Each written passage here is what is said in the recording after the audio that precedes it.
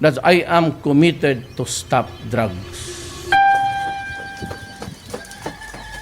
Father, Monsignor, Bishop, which means to say marami pang patayan to. Kasi lumalaban talaga yan.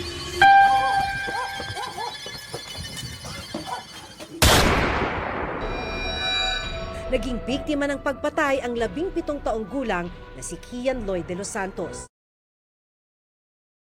Gabi ng August 16 patawid sa umaga ng August 17. Ronda ang reporter's notebook sa lungsod ng Maynila.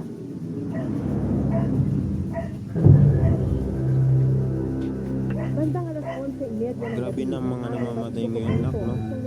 Kaya ikaw, mag-ingat ka. Ha? Baka madamay ka. Opo, tay. Nag-iingat naman po ako. Huwag po kayong mag-alala. Bandang alas 12:30 ng hating gabi, isa pang insidente ng pagpatay sa Sampaloc, Maynila ang aming nakunan. Ay, alis na ako.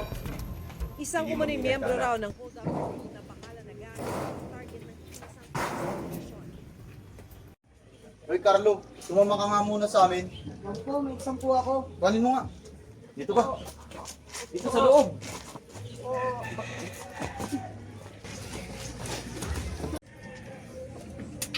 O Carlo, ito ang kota mo ngayon. At huwag mong susubukan sumumbong sa polis. Opo. May mga tauhan kami doon.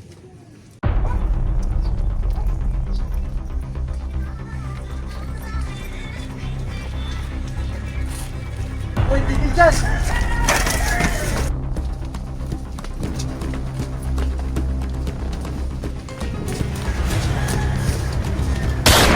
Taniman mo ng baril yan. Sabihin mo ng labang. Sige sir. Pagkatapos, tawagin mo yung team. Inuuli tayo dito.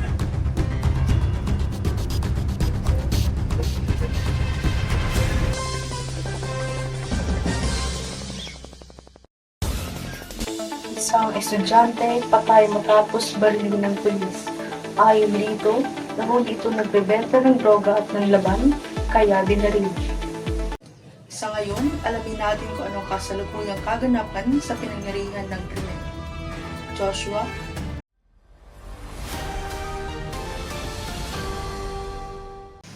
Isang estudyante ang patay matapos barilin ng mga pulis. Ayon sa mga pulis, nahuli itong nagbebenta ng droga at ng laban kaya nila pinagbabaril. Ano nga ba ang buong detalye ng nangyari sa krimen ito? Well, matagal na kasi namin silang pinagmamatsagan. Actually, kanina lang may nag-tip sa amin na may transaction daw ngayon. Kaya naman, binantayan namin sila. Kaso yung isa sa kanila ay nanlaban. Kaya naman ganoon yung nangyari. At katulad nga ng sinabi ni SPO1 Johnny Sins, ito raw ay nanlaban kaya ito pinagbabaril. Kasama natin ngayon ang tatay ng biktima na si David. Paano sa tingin niyo nasangkot ang anak niyo sa krimen na ito? Hindi ko po alam. Inosente po ang aking anak. Hindi ko po alam kung paano nangyari at nasakot siya sa kanyang krimen.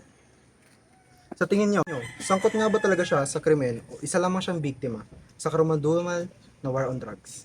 These idiots to run the show. Not during my watch.